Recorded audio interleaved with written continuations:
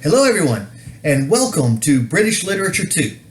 So, this fall, we are going to take a journey of about 225 years where we are going to look at British authors starting at about 1795 with the publication of Lyrical Ballads by William Wordsworth and Samuel Taylor Coleridge. And we're going to take it all the way to the 21st century. So we're going to finish this semester with a couple of authors that are alive and well.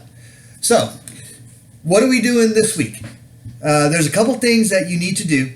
One of them is to look through the syllabus. I have created a quiz on the syllabus. And one thing you're going to notice in the syllabus that I think you're going to really like is you don't have to buy a textbook this semester. Not for my class anyway.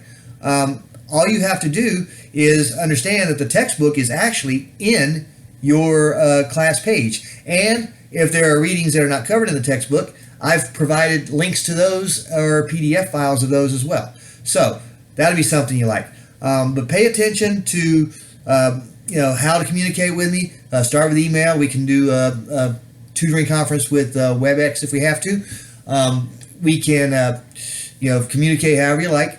And then pay attention to things like my late policy and my extra credit policy and things like that. So they're all outlined for you in the syllabus.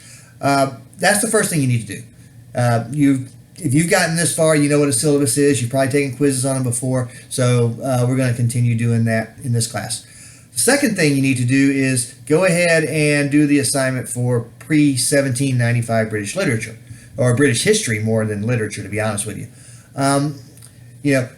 You did not have to take British Lit 1 to take British Lit 2.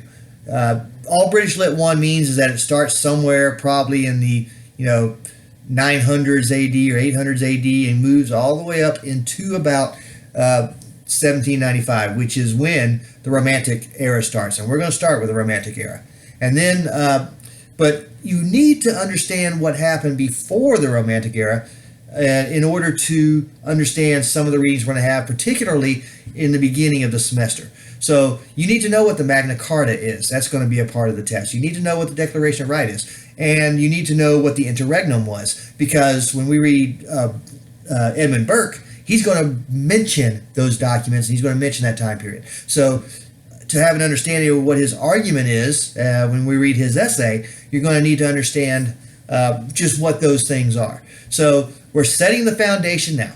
And then next week, we'll pick it up with the Romantics, because the Romantic movement was a rebellion against something known as the Age of Enlightenment.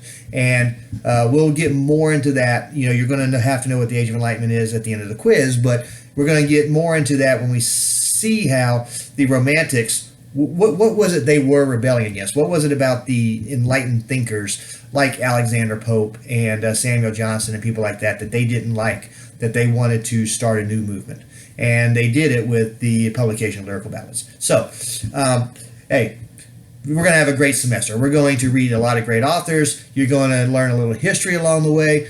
And we are going to I look forward to seeing what it is you have to say as you read all of these readings. So, syllabus quiz, pre-1795 quiz, and then next week we really jump into the deep end of the pool when we start reading William Wordsworth and Samuel Taylor Coleridge.